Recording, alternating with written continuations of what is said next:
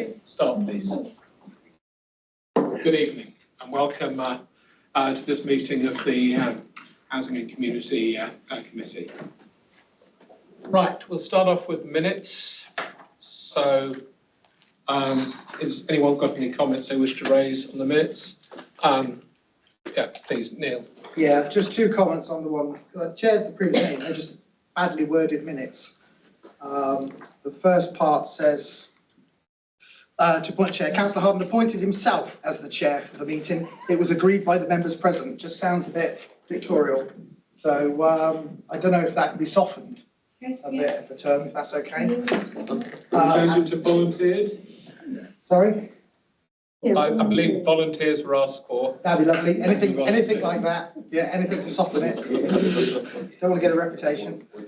You've already got one. And the other one is 34. Declarations of interest is worded here as Councillor Harden declared that he did want to work for the Dens, which is quite funny. So Councillor Harden declared he once worked. Oh, he once. Sorry, I did go back to I listened to it from the recording because I did think that. I was like, is he saying? Okay, you once worked for it. Yeah, fine. interview technique function there. And can highlight again, as always, Dens, capital S, has just as much right as the other letters. Thank you. Thank you, Chair. That's no problem. Thank you for the corrections. So, okay. Apart from that, is there any other comments on them? Right, thank you. I will sign those at the end. Right, we now move on to apologies for absence. Now, have you got the, do you want to just say what they are? Apologies from Councillor Johnson and Councillor Guest for substituting, and apologies from Carrie Link and Councillor Guest is substituting. Stevens. Oh, sorry. Yeah. Sorry, Kenny, I was substituting for two. Yes. Okay. Thank you. Many talents. I can't be two people at once. Oh, we shouldn't underestimate your skills. Okay, thank you. Right. Any declarations of interest? I'm not seeing anyone putting their hands up, so I assume there are no further declarations of interest. Public participation. Have we got any this evening? None. Okay. Have we got any matters relating to call-ins? Right. And action points from the last meeting. So,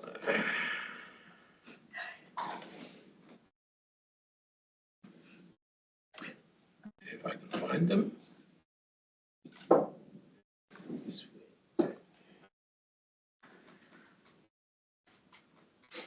Right.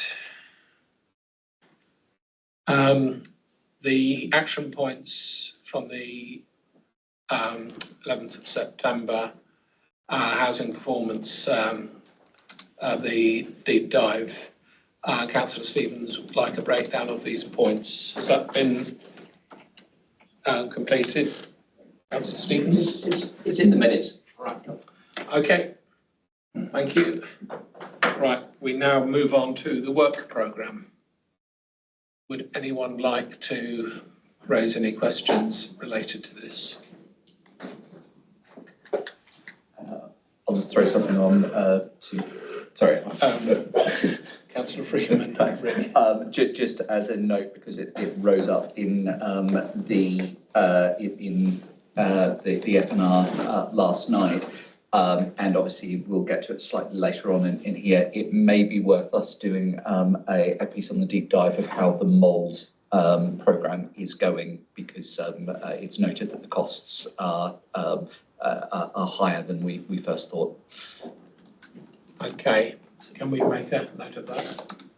Thank you. Okay, take that forward. All right, there are no other points on the future work programme. I'll move on for now. Right, so we now move on to the temporary accommodation strategy. Simi, can you just say who will be introducing this and start off? So we've got Ollie here, and Lauren, and I think Charlotte. All three of them are going to talk about the policy. Okay, please go ahead. Thank you, Chair. Good evening, members. I believe I've met everyone here this evening, but if not, my name's Ollie Jackson. I've taken on a new role as of Monday, so I'm now Head of Resident Accounts, Accommodation and Resourcing. We are really pleased to be able to bring to you this evening our new temporary accommodation strategy and temporary accommodation placement and procurement policy. It's a brand new strategy. The team have been working really hard on it for a number of months now. It will pave the way for how we deal with the increase in homelessness approaches and increase in TA placements over the next 5 years, and will show how we're going to work in partnership with others to meet that growing need. As mentioned, alongside me, we've got Lauren Dowsett, Head of Housing Options and Humanitarian Response, and Charlotte Wren, our Temporary Accommodation Programme Lead, who will have a short presentation around the strategy and the policy, and then we'd like to open up the floor for any questions or comments you may have. Thanks very much. So a very quick introduction to what temporary accommodation is. So it's housing assistance that's provided to people experiencing homelessness who meet the criteria whilst long-term housing options are being explored. So this strategy and policy is not something that should be read in isolation. It's very much closely tied to our preventing homelessness and rough sleeping strategy, which is covered under the wider housing strategy, and then of course the overall corporate objectives laid out in our corporate plan. So for a little bit of context, there has been a national increase in the use of temporary accommodation. There was a 15.7% increase in the number of households in temporary accommodation from September 2023 to September 2024. And then just to add a little bit of context, in September 2024, there were 126,040 households in TA nationally. This increase is likely due to impacts from the COVID-19 pandemic, the rising cost of living, and the decreased provision of affordable housing. Due to the increased demand for TA, a greater number of households are being placed outside of boroughs nationally. In September 2024, 30.7% of households in TA were in accommodation in different local authorities. Additionally, this increased demand in TA is resulting in people being placed in B&Bs. As of September 2024, 14% of households in temporary accommodation were living in B&Bs. This is an increase of 18.5% from this time last year nationally. In terms of our temporary accommodation, we have a range of temporary accommodation, including 6 hostels with dedicated self-contained units all across the borough. We also have a specialist domestic abuse unit as well. Every household, when they enter temporary accommodation, is given a welfare and sustainment officer who help them throughout their housing journey. So just so you understand a bit more about who goes into temporary accommodation, all our customers that approach us homeless, if they meet our priority need criteria and are homeless, will then be placed in our temporary accommodation. So just a little bit of information, in 24 to 25, we had 2,386 homeless approaches, which was a bit of a decrease from the previous year. 43% of those cases were closed as advice only, which is actually really good because it shows that by the advice that we've provided our customers, they've actually been able to resolve their homelessness at the first point of call. 228 were closed for non-engagement. We prevented 225 cases before they needed temporary accommodation, and 193 cases were relieved into accommodation before when they were actually homeless. We found a little bit of difference in decorum to nationally, so our biggest reason for people becoming homeless was due to friends and family no longer being able to accommodate. We feel that's probably a lot to do around the cost of living. Decorum is quite an expensive area to live in, plus obviously the cost of private renting in decorum is quite high. So 21% were due to a private rented sector eviction, and 12% approached us due to fleeing domestic abuse. So not all our approaches that result in a temporary accommodation placement. That can be due to lots of different reasons. We've just given advice that's resolved it, or they haven't met the criteria for temporary accommodation, or we've managed to resolve their homelessness in another way by, moving them into a hostel, or, we've helped them financially to find a placement before they need TA. So following on from that, from some of those local challenges that we've had, so in 23-24, there were 2,335 placements in our temporary accommodation, and in 24-25, there were 2,734 placements, so that's a slight increase as well. That did have a knock-on effect, which resulted in an increase in B&B placements as well. So in the 23-24 financial year, there were 250 households in B&B, and in the 24-25 financial year, there were 436. The average time intake can really differ. Some people are in for one night, less than a week, whereas others it can be slightly longer based on customer need. For example, if they're looking for an adapted house or a home in certain locations due to external factors. However, we have worked really hard to support positive move on, and as a result, the amount of time spent in temporary accommodation did decrease from the 23-24 financial year to the 24-25 financial year. With regards to our TA placements, as you can see, we've also put together a lot of forecasting to help us predict our future need. If we aren't able to introduce anything extra, then forecasting would suggest that our placements would increase and we would require more units, but we are working as part of the TA project group to help reduce those requirements. So back to the strategy, most importantly, when putting together the strategy, we undertook significant stakeholder engagement. So we worked with those who attend our homeless forum and also internal teams to understand pressure points and concerns. Some of the key ideas that came from those groups was a greater use of forecasting, so we can be a bit more proactive and plan ahead, developing more robust move-on pathways, including trying to improve our access into the private sector, improving specialist support properties, and also working collaboratively to help communication across our support services.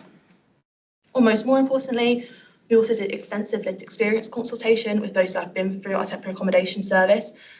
We do also have consistent monthly surveys, but this way we're able to ask a few more questions to help us refine our commitments. We've got some really positive feedback, which really goes to talk about the brilliant officers we have within the homeless prevention team, the temporary accommodation team, and the welfare and sustainment team as well. Additionally, we really work hard to embed the MEAN principles, which is making every adult matter, and as a result, 92% of customers consulted that had multiple disadvantage or complex needs thought that they had really positive support. Some areas for focus is a greater focus on reducing ASB in certain TA sites, refining our move-on support to offer really practical focus around budget and financial planning, and also improving our lines of communication as well to ensure things are clear, timely, and consistent. Through that level of consultation and also those local and national challenges, we've put together these 5 key commitments. I won't read that to you because they're up there, but as you can see, really trying to make sure that we're putting people at the heart of our service and trying to forecast for a future service that meets the evolving needs as well. Moving on to our temporary accommodation placement and procurement policy. This policy, like Charlotte said earlier on, cannot be read alone. It's got to be read in line with the temporary accommodation strategy, the homeless strategy, and also the housing strategy. So the placement policy outlines our approach in how we secure suitable temporary accommodation for our customers. And that also includes people that become homeless due to a fire or a flood, like an emergency situation, or if someone has fled and actually approached us because they're suffering from domestic abuse. So in order to make sure we find the right placement for our customers, we carry out a needs assessment, and that determines how they're eligible, what suitability requirements they need, and what type of property they can afford. We use all different types of property, so we make a decision as to what type of property will suit our customers. That could be a hostel, it could be a private rented. We also have some temporary accommodation rooms at the Elms, and they're people who go in there can also have a key worker and get that extra support that's often really valuable to customers. It makes sure that we make sure our properties are at a good standard, and if we do place somebody in bed and breakfast accommodation, whether that's in or out of the borough, we can justify the steps we've taken before we've made that decision, particularly if we do place out of the borough, which is very, very rare here in Dacorum, and if we do so, it is usually down to a safety aspect. We ensure that everybody has support who's in temporary accommodation, and the policy also outlines our communication pathways and support into permanent housing.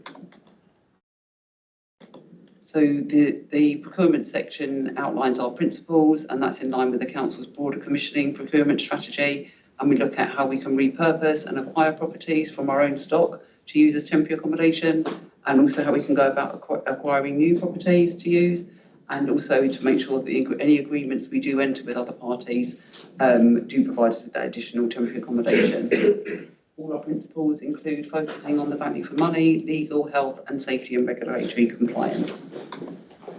So that's a quick summary on the strategy and policy. I just wanted to throw this slide in really quickly because I'm very conscious that obviously some of those figures can be a little bit worrying, but we're working and we have set up a TA project group to look at how we can reduce those numbers and also make sure we're embedding those commitments that we've laid out. So as you can see, it's split into 4 key areas: finance, service delivery, support and asset. And really the focus overall is making sure that all our buildings have statutory compliance, ensure we're providing support tailored to customer need, decreasing the council's reliance and expenditure on B&B, identifying opportunities to increase and adapt TA stock to make sure it's meeting our customer needs, and also to make sure we're developing monitoring arrangements and financial projections as well, so we can try to get ahead of any curbs. Just a quick next steps, if we're happy with this, we'll be at, hopefully at Cabinet in December. Thank you.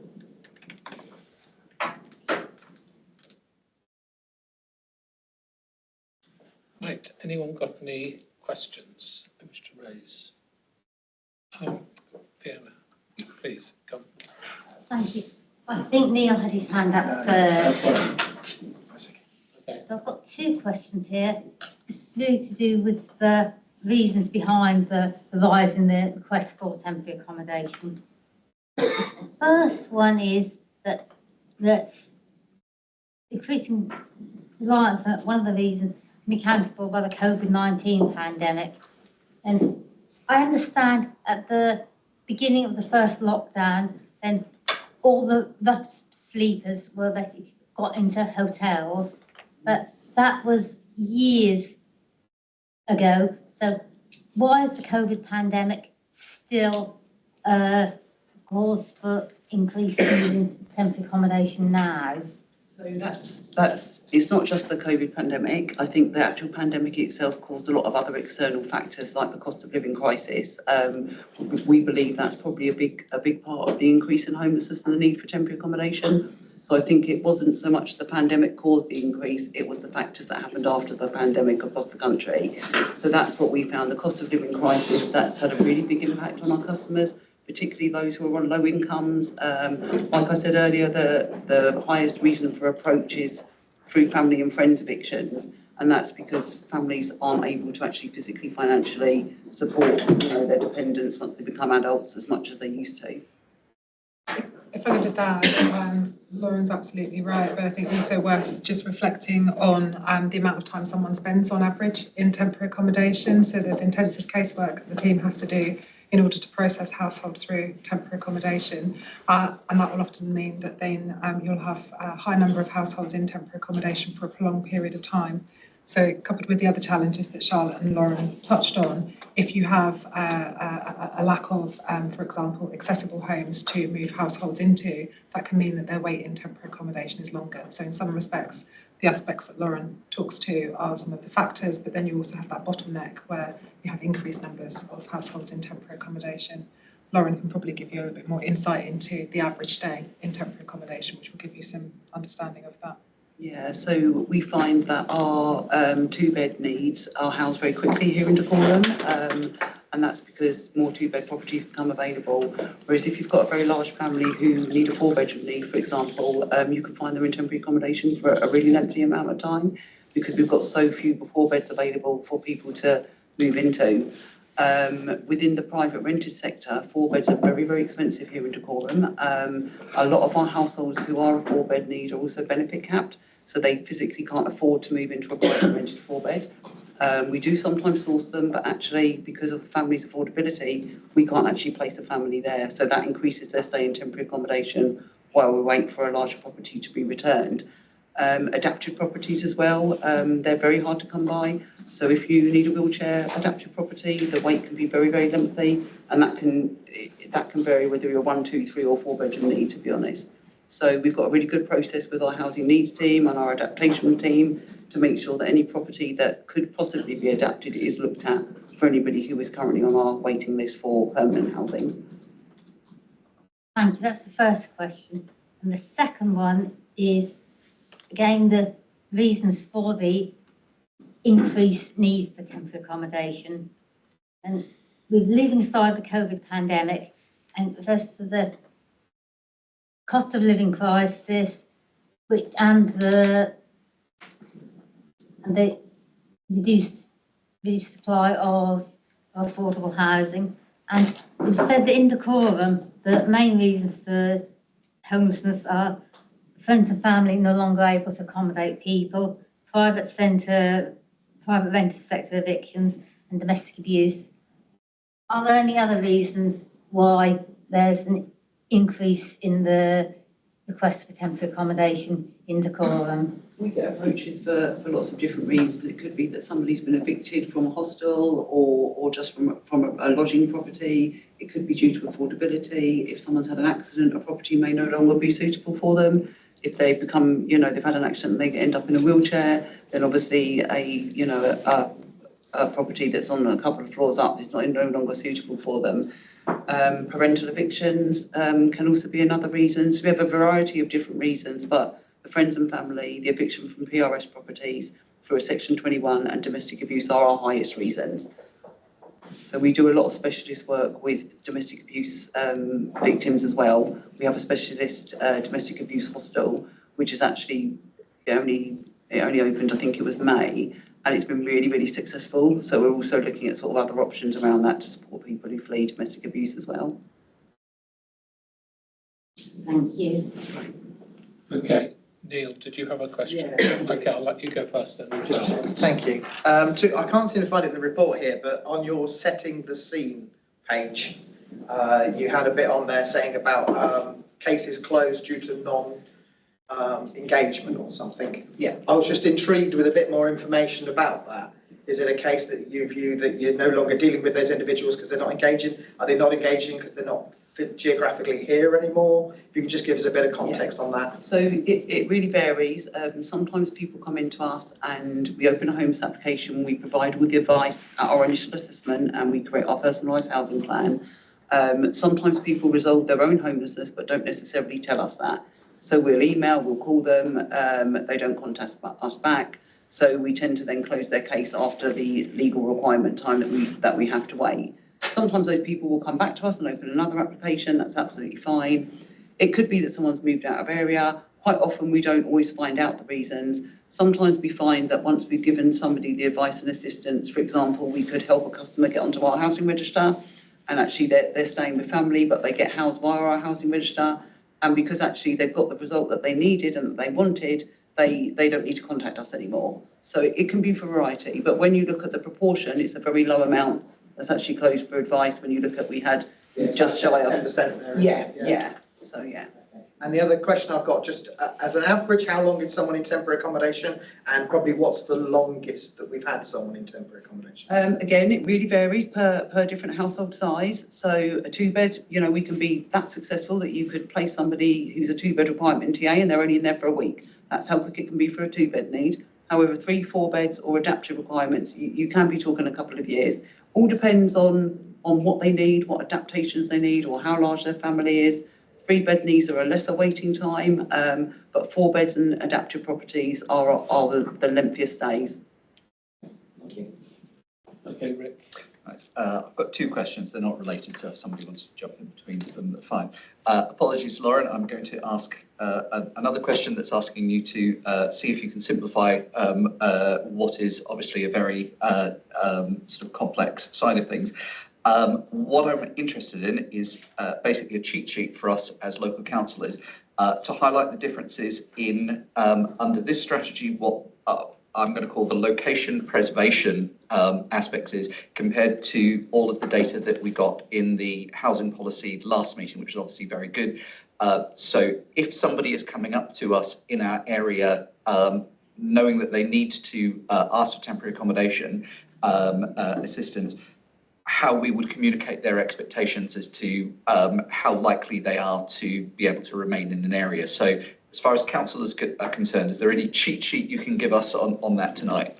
I know that's a really oversimplistic answer. So we at Dacorum, we're very, very lucky. We've got very good communication links with all internal teams and also external services.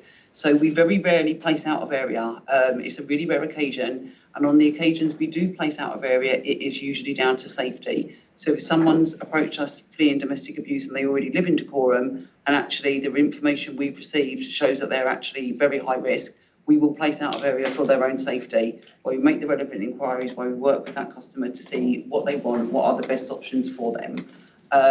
Very occasionally, if we have a particularly large family approach us, and we have to use a bed and breakfast situation, sometimes the hotels in Decorum will be fully booked. So at that point, we may also have to place out of area, but we only find that at sort of peak season times, like around Christmas, summer holidays.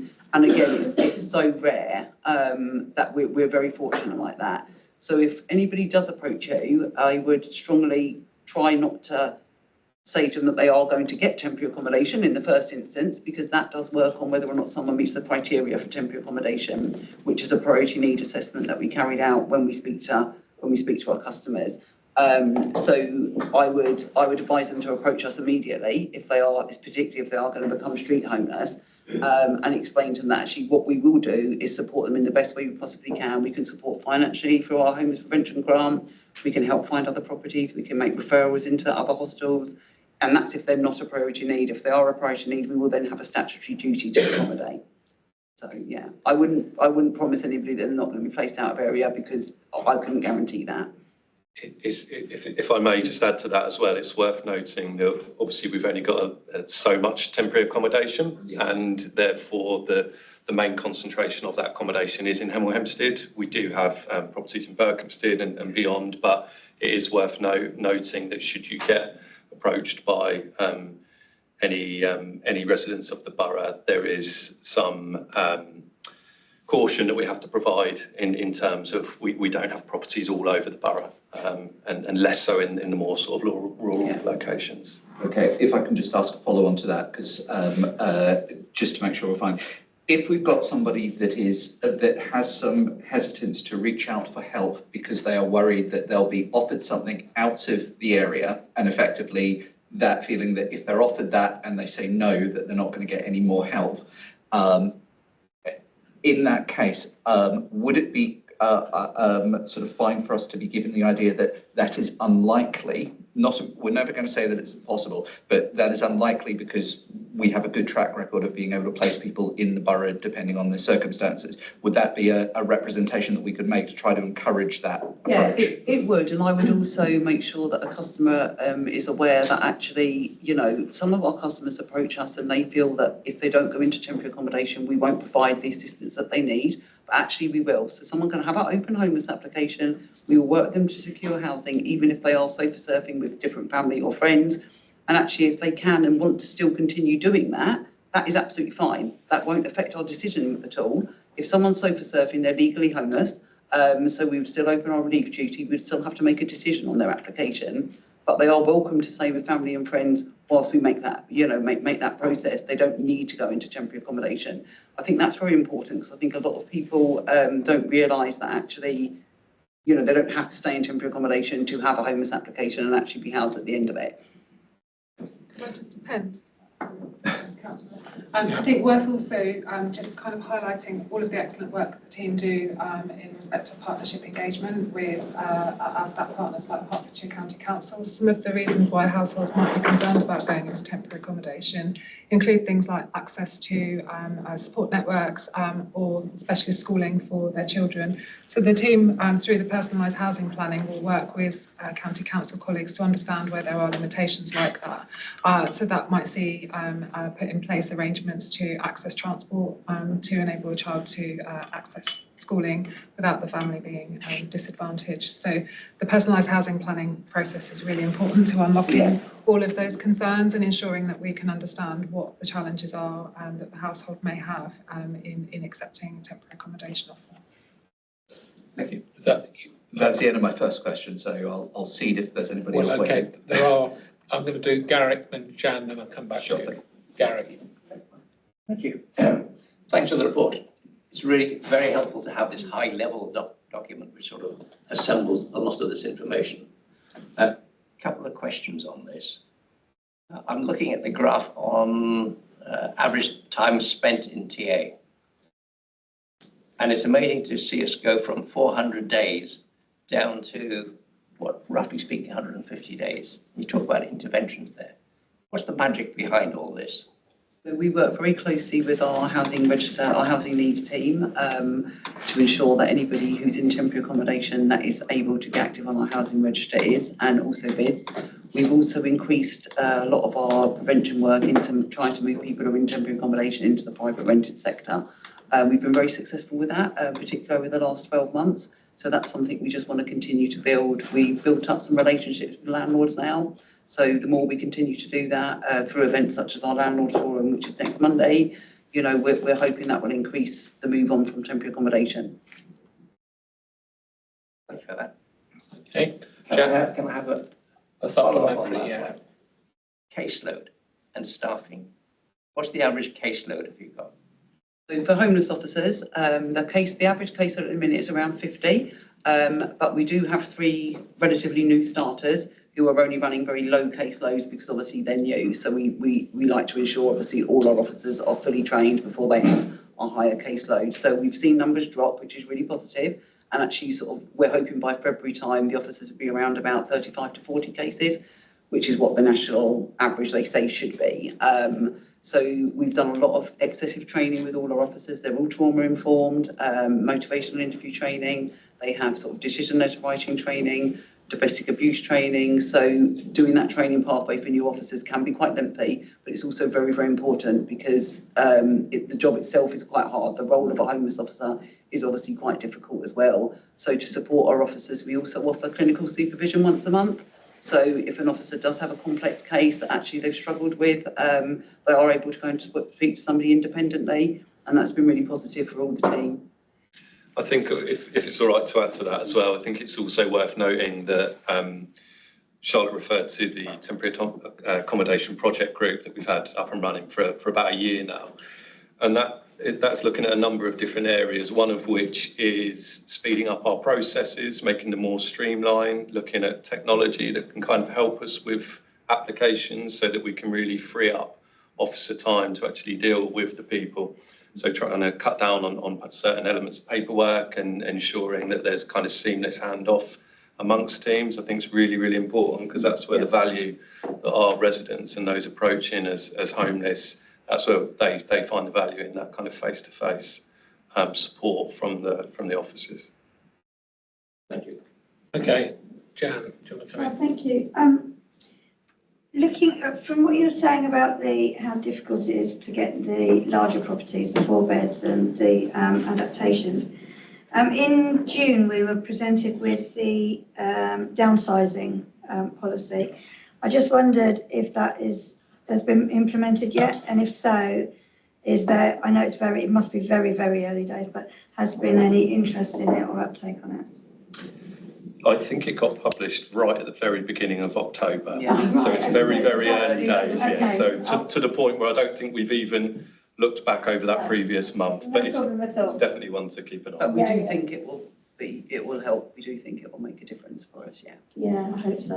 I really hope so. So if I could just add, I signed off internal communications for our Housing Matters publication just today, which is launching the downsizing policy more widely on social media and will be hitting residents very, very shortly. At the time of writing that, there's 130 households on the housing register who've expressed an interest in downsizing from their current accommodations. Are quite low numbers in comparison to the circa 1,600 households that are active on the housing register. So the team have developed a leaflet. You'll be seeing on social media some active campaigning in the coming weeks, and we will also make those leaflets available to members who can share with everyone when you're communicating. Brilliant. Thank you very much. Okay, Rich, I'll come back to you. Thanks. So I'm going to echo Councillor Stevens' comments in thank you for the report. There's an awful lot of good stuff there, especially the policy. Now, obviously, being flattering, I'm now going to go into my critical bit, but that's just because I'm trying to improve it, not taking anything away. So on the strategy side, there's one key bit in the strategy document, which I actually don't think is a strategy. I think it's just an objective, and Oliver touched on it before. We've got some points there about increasing stock and acquisitions, but I'm unable to find anything in there that I would translate into strategy as to ways that we would consider doing that. And as an example, and I'm going to hold my hand up, I know absolutely nothing about what I'm talking about here. I've picked this up being floated by other places, but it could actually be that they've sort of looked at it and said it's completely impractical. And it's slightly tied into downsizing. There was the concept that there are times when a family home, sort of an older person who's got quite a lot of value in a home that may have been run down, there is a problem with regards to the inheritance of that home, because the home needs a lot of work being done. So there's the point where using the council to basically come in with their housing officers to fix up a private home at the council's expense, and in return for that, the council gets use of that home for a period of time to make a payback, which then means that the estate of or the family of the people that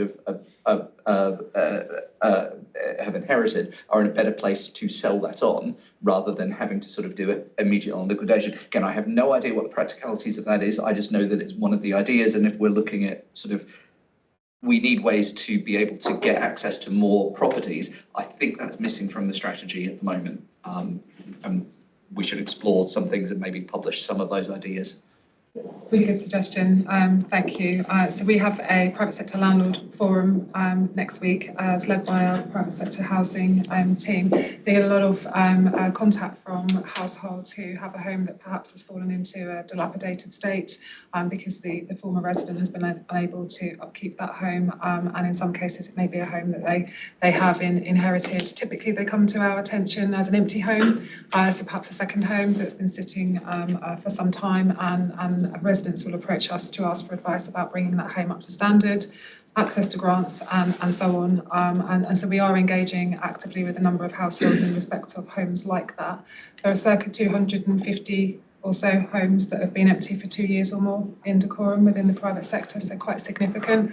We've also written to central government to identify that, in our view, they're an untapped vital policy in terms of being able to drive forward additional affordable housing provision.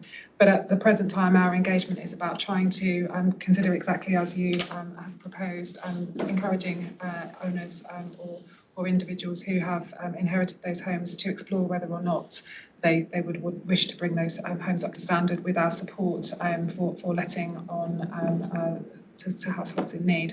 We have successfully done that with circa 60 households so far through the private sector, predominantly homes that have been converted into HMO type accommodation. So there is some landlord interest, but it is around absolutely encouraging that engagement, but also accessing funding to enable the provision to be completed.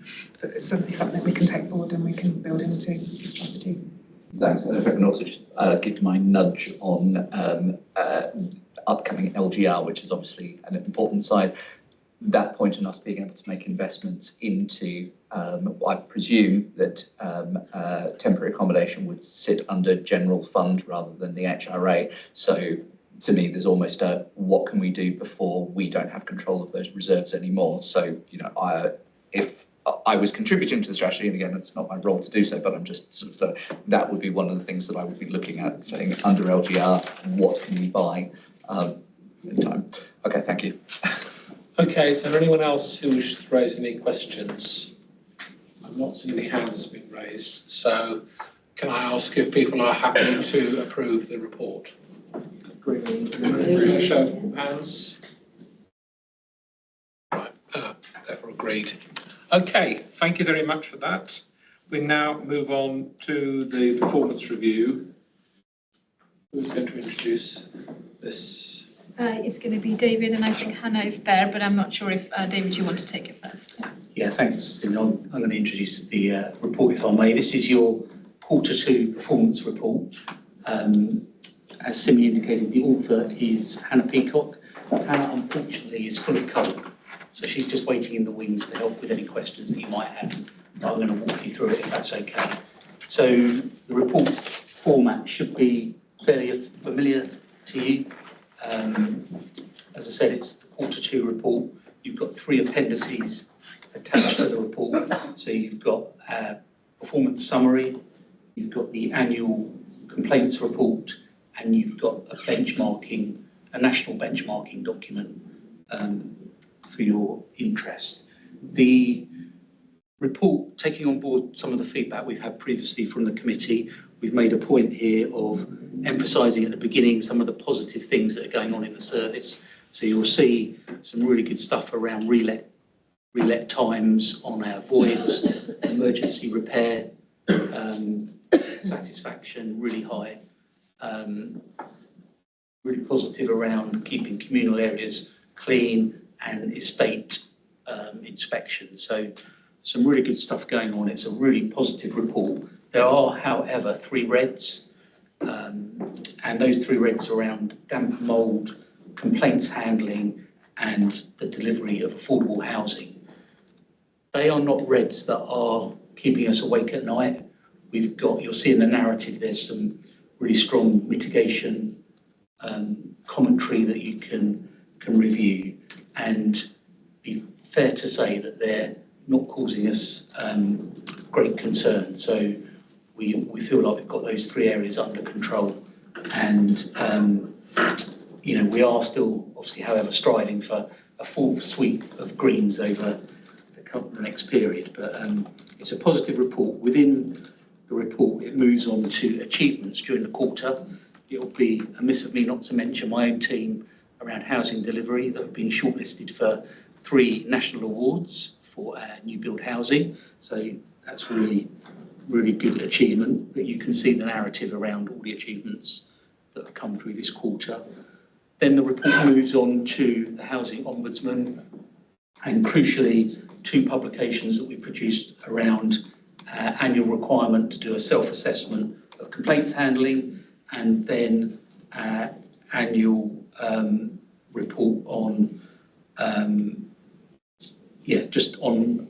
it's a self-assessment and then our report on complaints handling. So they're within your pack as well. And then finally, it just is a reference to the Housemark benchmarking data, so you can see how we compare with others. So that's a quick sort of walk through the topics within the report.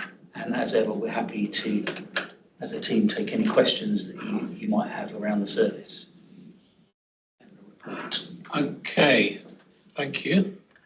Does anyone have any questions? Julie? Thank you. Thank you.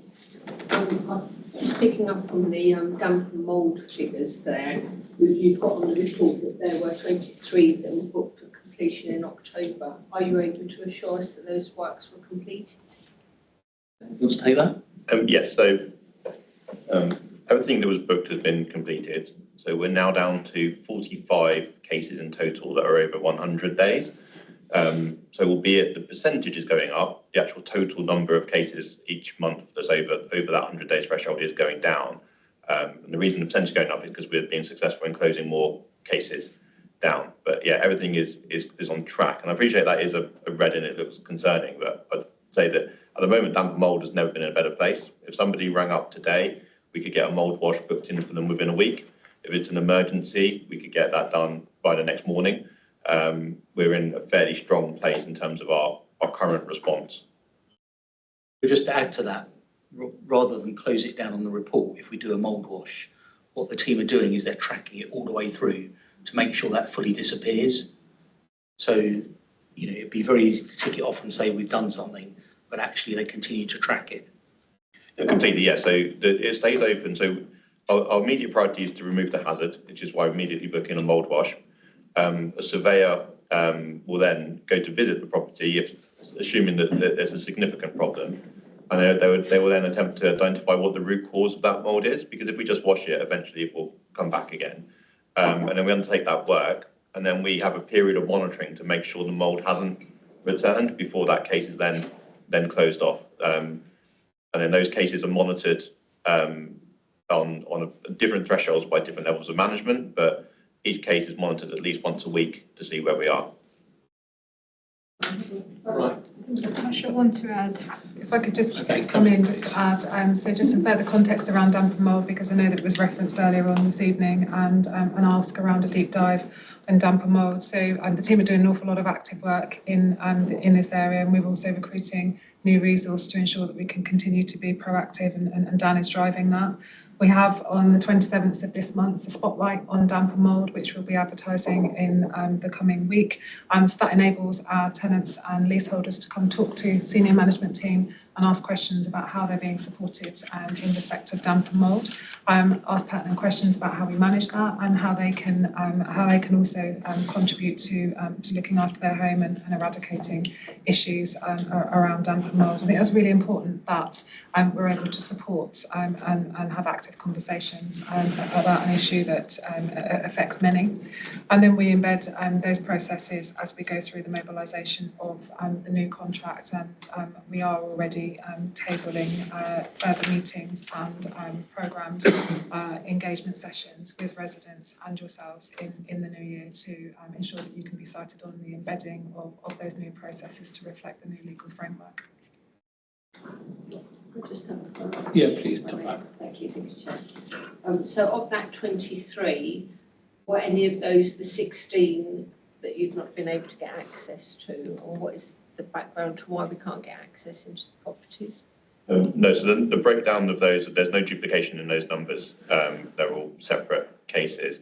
Obviously, it's a moving picture. So of those 23, some of them have been delayed because we haven't got access, but we've now had an appointment, so it moves into a different category. To be honest, it's really hard to draw conclusions on why people don't give us access, because by the nature they're not talking to us, it's difficult to understand. Quite often we find that once the mould is gone, people go, great, it's fine, and they don't then want to let us do the follow-up work. Sometimes there's a active disrepair case, and we know they are encouraged by their solicitors not to give us access because it basically boosts the costs and the fees from the solicitor because they spend more time talking to us and working through. Other times, if there's a case where we've got known vulnerability, we'll track that. So during our meetings, we always talk about things. So if we know that there's domestic abuse happening, so is there another reason, nothing to do with the damp and mould, that they don't want to stay us into the property? So we try to monitor that type of thing to understand what that cause is. And then we'll try and undertake a number of different ways to get access. So obviously we'll make telephone calls, we'll send messages to people, we'll write letters to them, and then we do unannounced visits. And when we do an unannounced visit, we'll put a tell on the front door so that we can see whether someone's actually living in the property or not. Is it just a case that they've gone away, or perhaps something has happened to them, to get an idea of what the activity is around there. But I'm sorry, it is a struggle for me to understand why people won't let us in. I mean, even we had a phone call today. Somebody called and said, I've got damp and mould. I know about a web store. You need to do this in 24 hours. And we actually said, OK, great, we could do it tomorrow morning. And they go, well, no, I've got work. You can't come in tomorrow morning. And then we ended up booking it later on in the week for them. But quite often, I guess, people's lives, and they don't want to say. I think there is. This is my suspicion, not that I know, but I think people really underestimate what the impact of mould is on their health. I think some people have quite a high tolerance to have a bit of mould in the property, where no one should. It's really important to have a zero tolerance, because even a small amount of mould over a long time, even for a healthy person, is going to have a negative impact on their health. I think it's perhaps a message that we need to push through a bit stronger with residents to help them understand that they need to let us in to help them. Thank you. Thank you, Chair. Okay. I didn't see who put the hand up first, so I'm going to just take you in order of Fiona, Neil, and then Jan. So Fiona, Thank you, Chair. This is referring to the two complex cases for damp and mould. And complex, the clue is in the name, so it's understandable why a completion date can't be given, but what work is being done to eliminate the damp and mould in those properties, and can we be assured that the problem will be eliminated? So all the problems will be eliminated. In these cases, it's actually incredibly easy for us to eliminate the problem of the mould, because they come from high humidity in the property. So effectively, if the relative humidity is consistently over 60%, particularly if it goes around 80%, you can almost guarantee that there will become mould in that home. And the two options for us in there is to increase the heat, which reduces relative humidity, or to increase ventilation. Now, when we tell people to increase ventilation, we monitor the success of that. We've got environmental sensors, and you can see the charts drop if people do that. When we tell people to increase their heating, there's absolutely no impact whatsoever, because if people aren't heating their homes, it's not through choice. So we try to focus around telling people how to heat their homes rather than just to heat them.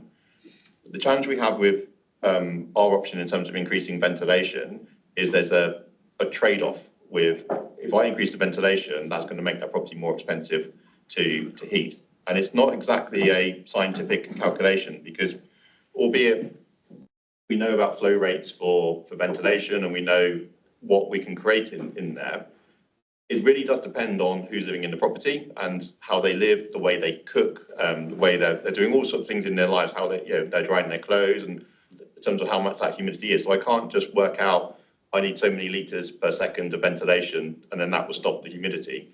And so occasionally we have an almost a trial by error approach, in that we will do what we think will work, and then we come back and it hasn't been enough.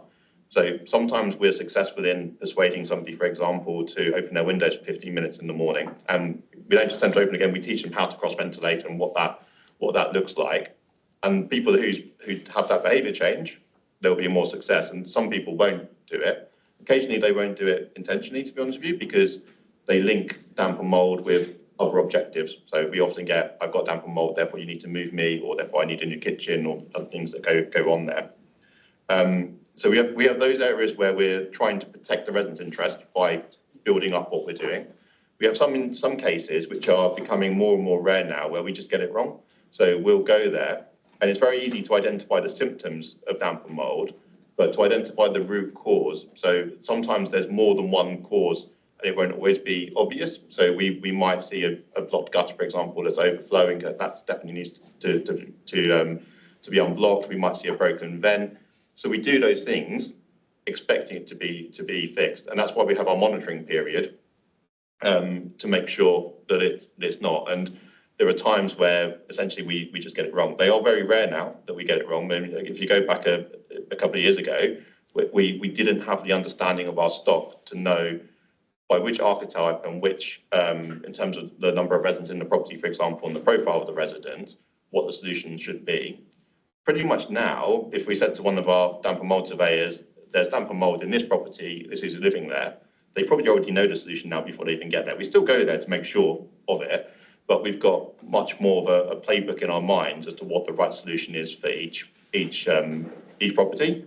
And then we keep trying to build on our knowledge from that. So we keep trying to try new things to see if that works. But one thing I would reassure you of those complex cases where we get wrong, these aren't people who are living with mould. We make sure that we're on top of the mould, but we monitor the humidity. That's how we know if it's successful. So we put an environmental sensor into the property. I can log on to a portal and it will tell me if the humidity is the right level. It can send us automated alerts. And so because we can predict that the mould will come in the future, that's why the case is still open. It's not because the person or the family living in that property are necessarily suffering from damp or mould. We make sure that we're on top of that risk. Yeah. Okay, you've finished, Fiona. Neil. Thank you. Right, it's probably a question for Hannah here. I'm just trying to, I've read a couple of times at the beginning of page 77, 2025-26 performance reporting changes. And I'm just trying to make sense of the first paragraph says it's recognised that Housing Overview Scrutiny Committee performance reporting process has changed, with the expectation for data-driven quarterly performance reports to be circulated to all members via a new member portal. And then it lists a whole other paragraphs there that doesn't reference the portal. So the question I've got is the whole part of that referencing the same thing? So is the Get Involved strategy the portal, or is that something different? And if not, when is this new portal and how do we access those reports? If that makes sense to you. Anna? It does, yeah, thank you. I am just double checking. In terms of the changes, these were actually one change that was made at the beginning of the year following consultation with Overview and Scrutiny Committee members at the time. We are, so the template that has been used this evening is somewhat different to previous templates that we've brought along, and that is consistent with the the revised changes. In terms of the what I was putting in there relating to the Get Involved strategy, up until now, the performance report that you have seen has been a performance and tenants voice report. So we are splitting those into two areas, one for performance, which you will get on a quarterly basis through the member portal, which is being established by Democratic Services and member support, in which all members will receive training, as well as supervised support through drop-in sessions that will be available from member support. So you'll receive that on a quarterly basis, and then on a 6-monthly basis you receive a deeper dive report. This isn't as deep as a full deep dive report because you have already, the committee has already received Q1 and Q4, so Q4 of 24-25 and Q1 of 25-26. The committee has already received. This is moving us back into consistency with the other overview and scrutiny committees to receive 6-monthly performance reports as a deep dive item, supplemented by the quarterly performance reports you get through the member portal. Separately to that, the Get Involved strategy is our review of the tenant involvement and engagement offer. As part of that, we are looking at how we track and monitor our tenant engagement activities to provide you with a more performance-driven report relating to tenant engagement. So up until now, you've had quite a narrative performance report, which has included quite a lot of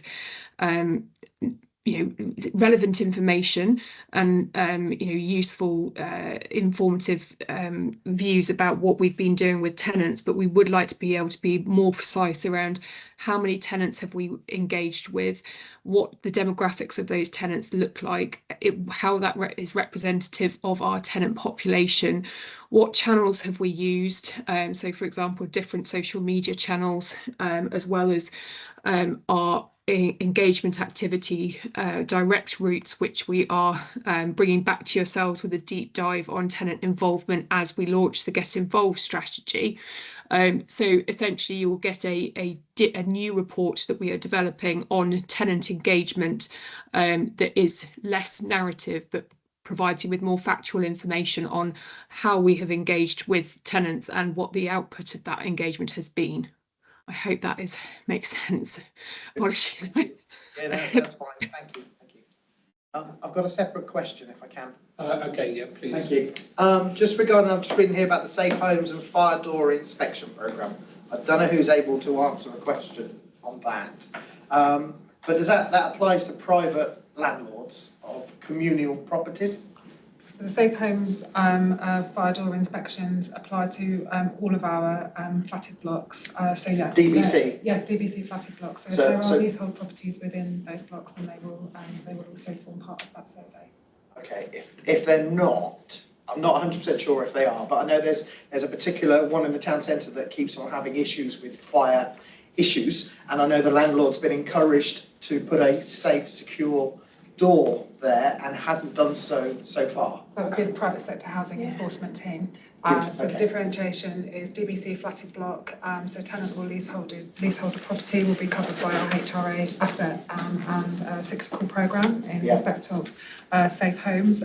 Anything that sits outside of that in a private dwelling or in a registered provider property or private landlord owned building, then that would form part of the remit of the private sector housing enforcement team. So if the landlord has had recommendations to undertake improvements to the home to ensure that it is safe, and they haven't done so, then the private sector housing team will liaise with the relevant stat body, which in this instance most likely fire service. They will review the circumstances presented to understand which section of regulations to take action under, and who's most appropriate to be the lead agency in that instance. So depending on, say for example, if it was related to a significant fire risk linked to electrics, fire service would probably lead on that. But in some cases we can take cumulative and tandem action. But typically our approach would be as a private sector housing enforcement team to serve an improvement notice and issue a timed requirement for that work to be undertaken. In serious instances, a prohibition order would be served by the council that would render the property unavailable for use and occupation, which would then in turn render the occupants of that property homeless in an emergency situation. So you'd see us need to either liaise with the landlord or agent to stand up emergency accommodation, or we would do so and then look to recoup our costs. And for me to communicate with someone is Rebecca's probably the best route Rebecca to... Clark, yes. Yeah, okay, cool, thank you. Okay, Janet. My question was already answered now, thank you. Okay, so we're fine. Rick. Thanks. So I've got a couple of points, but you guys know that I really only need a response to the last one. So just as a warning, I think this comes to you, David, but I'm not sure.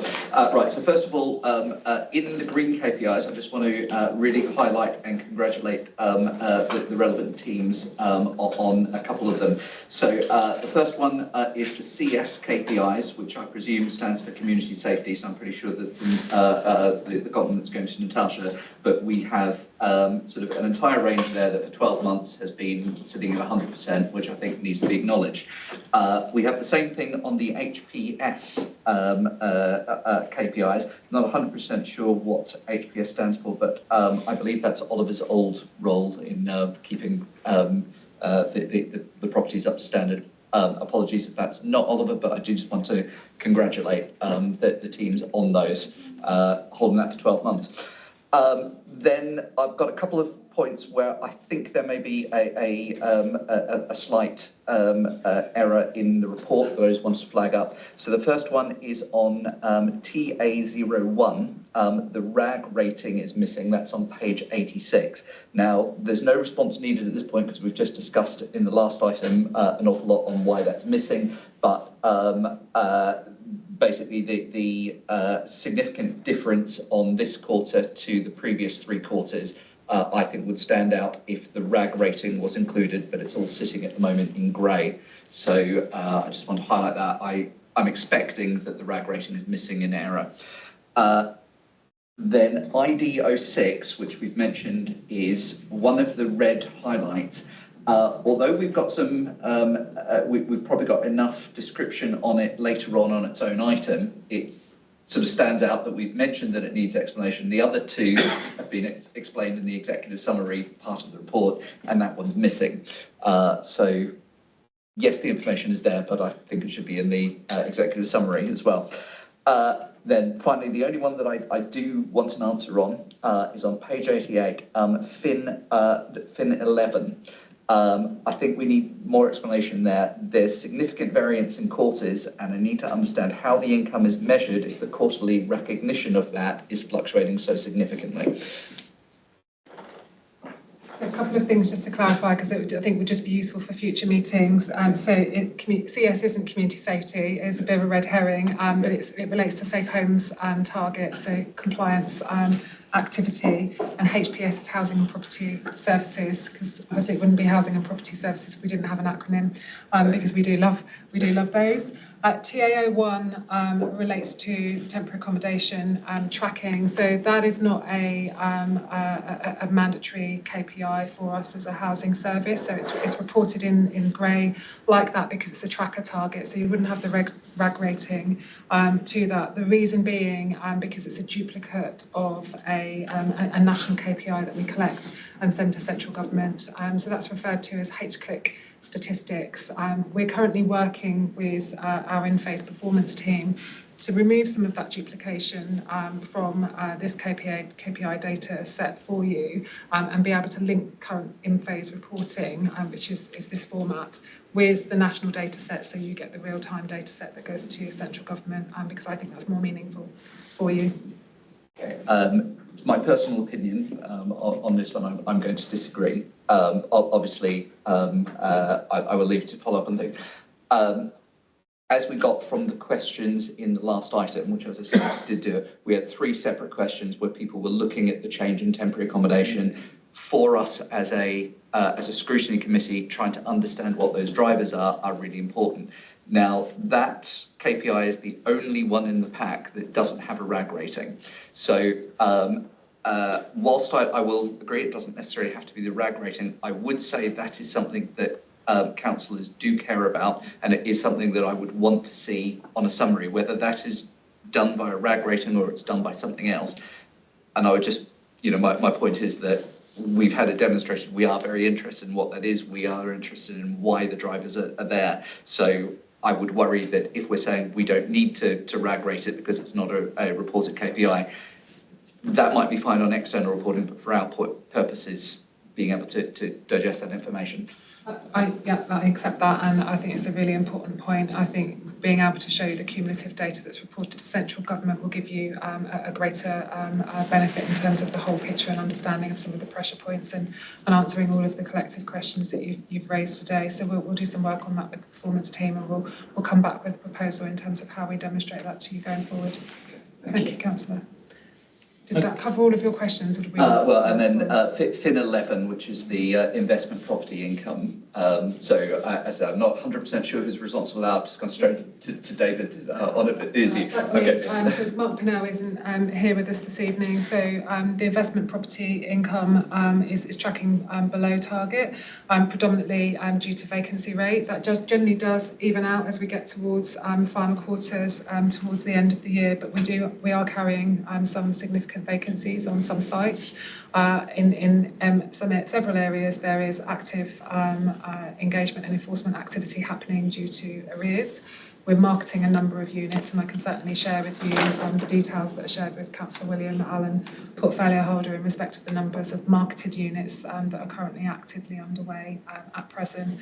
And then this will also, this income target also links directly to several key assets that you'll be familiar with, such as Victoria Hall, Berkhamsted Civic Centre, and other sites where we expect that this will deteriorate further as we progress into 26-27. Primarily due to the notice received in relation to Berkhamsted Civic Centre, where our current occupants will be vacating, so further impacts there for us in that respect. This has been reported through to the portfolio holder and Finance and Resources Committee, and we will see the reprofiling and revision of the income target in this area proposed to committee shortly. So that is due to be discussed in the next F&R reporting cycle. Okay. Are there any other questions people wish to raise? Gareth. Could I just highlight, back to mould.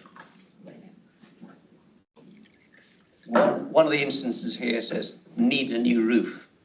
In light of the opening remark by Councillor Friedman about the increasing costs of dealing with mould, I hope not too many properties need new roofs.